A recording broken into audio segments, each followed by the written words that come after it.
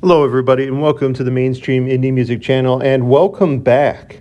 I know it's been a long time. I'll touch on that near the end of the video because this is a video that's kind of been a long time coming.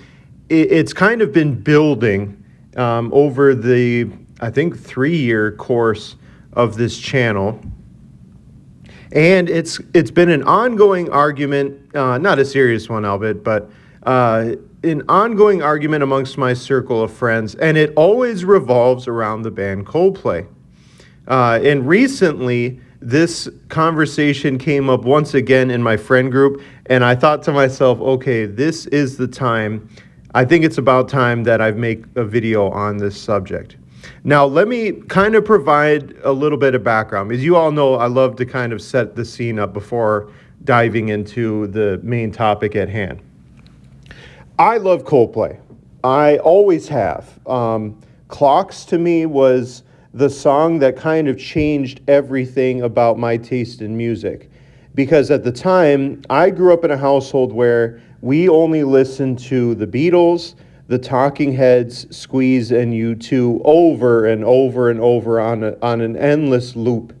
Modern music was not really played in my household, and Clocks was kind of the first time where, I forget how old I was, preteen, I know that. It was the first time where I kind of looked at my parents and said, I don't want to listen to your guys' music anymore. I want to check this out. I want to see what's happening with this.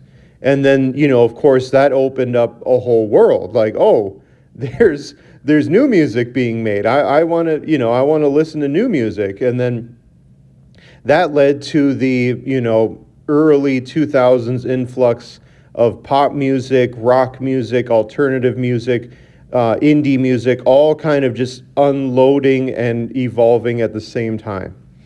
And Clocks, like I said, was the first song that kind of entered it in. The other one was 99 Red Balloons by Goldfinger, but I digress.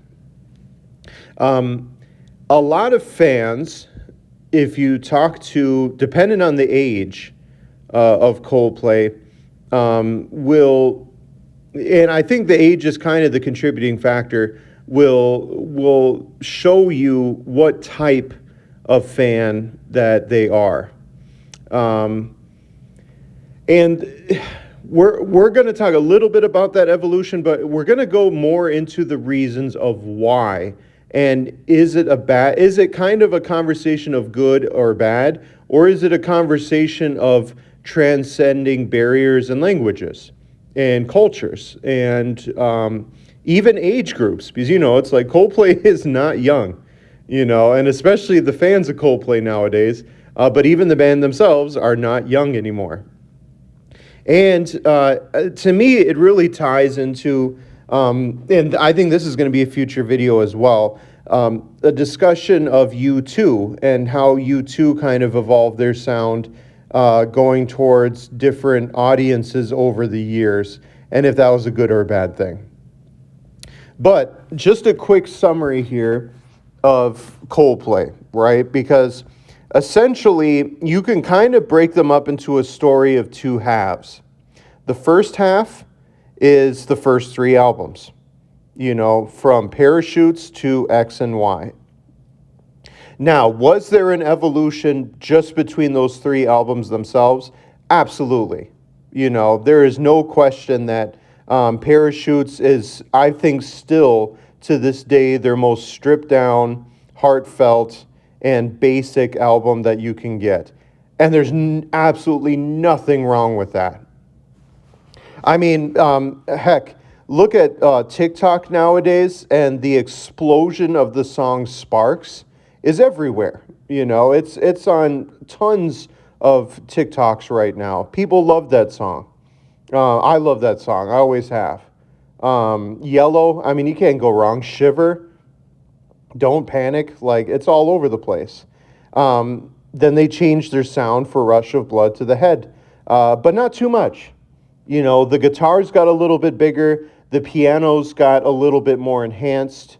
His songwriting kind of changed from the deep intimacy of the first album, but it was still there. It was definitely still there. And then X and Y was kind of the first time that Coldplay kind of wanted to make music for like stadium sound. You know what I mean? Like, I mean, you think of like songs like Talk and especially Fix You. I mean, to this day, Fix You is the song that, Coldplay really uses to to shoot off the fireworks, to get the stadium riled up. To this day, they still do that. So it definitely hit the mark. However, the turning point was definitely Viva La Vida and Death and All of His Friends. The reason why it was not just the change in sound, because if anything, they got more experimental, right?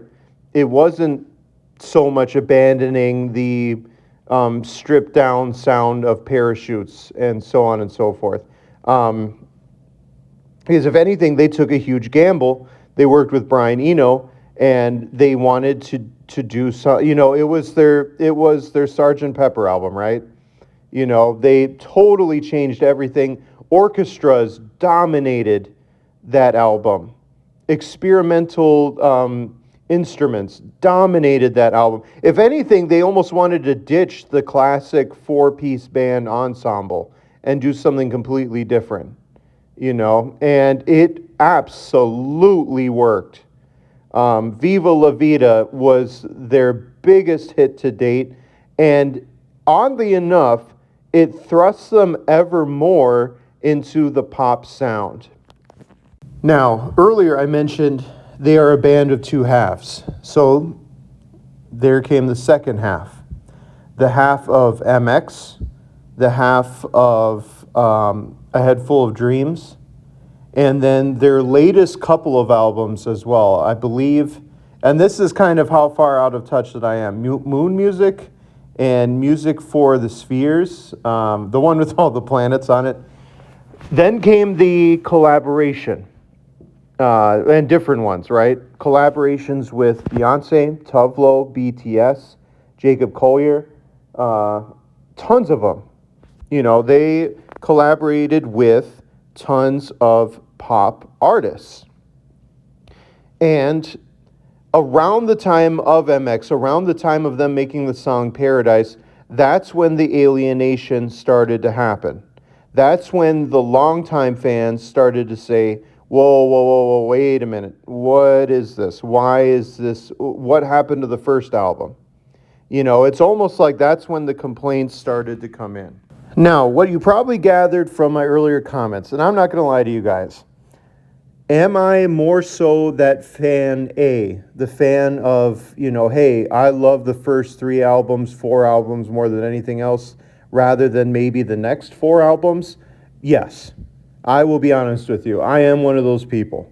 I love the first 4 albums. However, I liked MX, and not just for Paradise. I liked Charlie Brown. I liked Every Teardrop is a Waterfall is one of my favorite Coldplay songs. I liked Head Full of Dreams. I thought there were some pretty solid songs on it. In fact, I think one of the most underrated and most beautiful Coldplay songs that they have ever made is Everglow. And it just gets no love from especially old Coldplay fans. And it's interesting because Coldplay themselves also kind of went back to their roots a few times. Ghost Stories and Everyday Life was a kind of more stripped down sound than what they had made, previous albums. It definitely deviated from it. And I think it paid off. Now, it paid off with like songs like Sky Full of Stars and so on and so forth. But it was a somewhat return to form. Now, was it a full-blown return to form? No. Have there been people still kind of holding their breath, waiting for another kind of Parachutes album to come out? Yes. And will it happen? Honestly, I don't think so. I think that time has kind of come and gone, and Chris Martin himself is not interested in returning back to that style of music again. And so this brings me to the last bit. Is it so much a good or a bad thing? I mean, maybe so. You know, some, especially old-time Coldplay fans, will just say, listen, they went pop, it's okay. A lot of music did in the 2010s with the huge shift to like electronic beats infiltrating pop music, and Coldplay was one of those bands. And they just think musically it's deeper, it resonates more emotional impact, and even structurally it's more than just kind of like the pop sound they have today. Whereas some people think, you know what? They've made it for people around the world, people who maybe their first language is in English, and so it's a little bit simpler music, but more people can enjoy it, and that's okay. At the end of the day, you just enjoy their music or you don't. Whether it's good, whether it's bad, I'm going to let you guys decide on that one. Peace out, and I'll see y'all next week.